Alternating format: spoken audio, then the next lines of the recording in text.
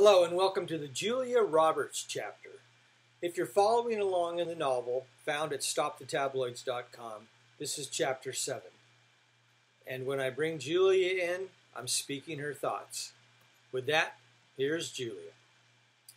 Even with international stardom and a resume enviable for any motion picture era, Julia simply loves her acting work more than one can imagine, losing herself in character. The collaborative creative process, producing celluloid magic. The grueling publicity junket she can do without. So many hands to shake, so many compliments to receive. Her cheeks hurt from all the smiling. She looked forward to getting home to the fam, hubby Randy and kiddos Henry, Hazel, and the Finster.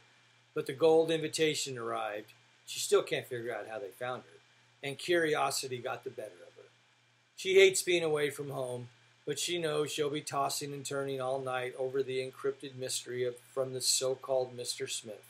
Some itches need to be scratched. She could have done the whole limousine thing, uniformed chauffeur holding the open door, the long pretentious walk, people gawking and whispering about someone who may be important just because of an extra long motor vehicle. She thinks it foolish, all that car for one person.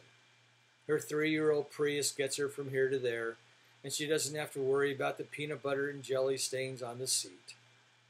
Let's be real, people. Instead, like the pro she is, she hails the first passing cab. She always travels light, so getting in is a breeze. The gold invitation peeks out from her handbag. Airport, please.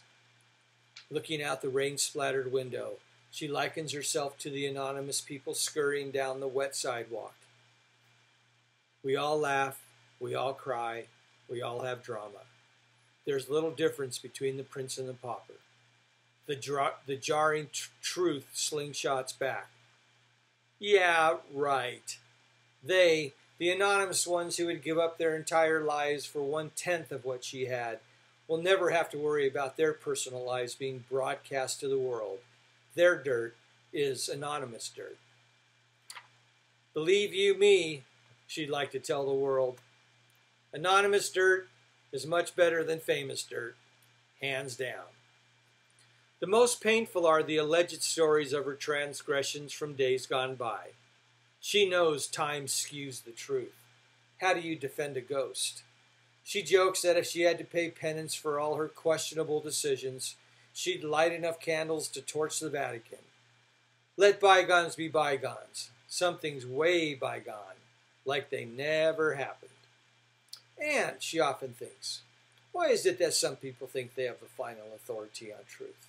There's always one who keeps pushing the envelope, trying to ram a round truth through a square experience. In her more philosophical moments, Julie describes the chase after truth like a delicate imp in a summery dress, coaxing and luring. The pursuer chases her into the thicket and eventually encounters the same truth, now in the form of the sci-fi warrior straight out of Predator, fully ready for destruction. Best let things go before they turn on you.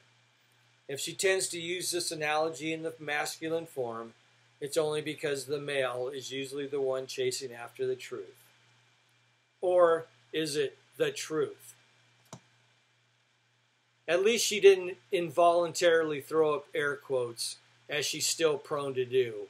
What started as mockery many years ago turned into a habit, one she's hated having. And as hard as she tries to be free from it, she knows this truth will always be wedged in her heart, like a popcorn kernel stuck between her teeth. And it was for the same reason that when she stood on the deck of her Santa Barbara coastal estate, gazing out at the beautiful Pacific Ocean sunset, she never allows her vision to veer to the left or south of her.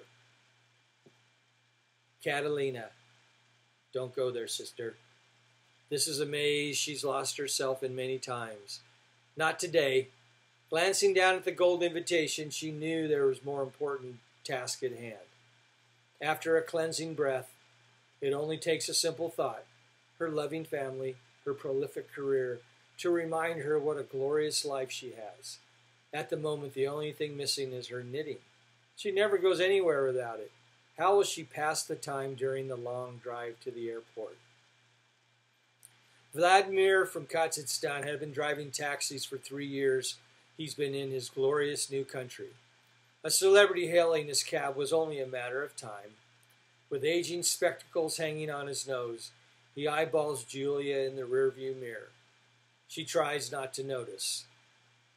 Damn, if I only had my knitting stuff. You beautiful American actress, yes? Shit, he's on to me. Like always, she keeps her cool. Careful not to smile and give herself away, she pulls her scarf across her world-famous mouth. No, I'm not. Vladmir, know you. More beautiful than them all. Angela Julie, no. Jennifer Aniston, no. Even that Julia Robinson, no.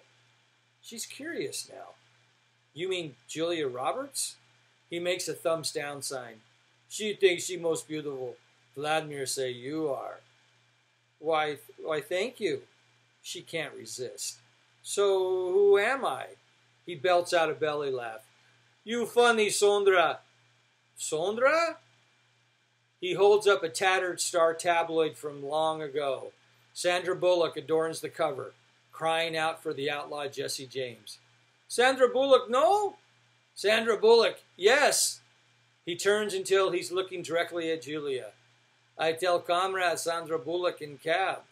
Maybe give Vladmir a kiss. Yes? No! The terror in her voice startles his attention back to the road, where it should be. Wishing more than ever she had her knitting stuff, she sees Vladmir sneak peeks in the rearview mirror for the remainder of the trip.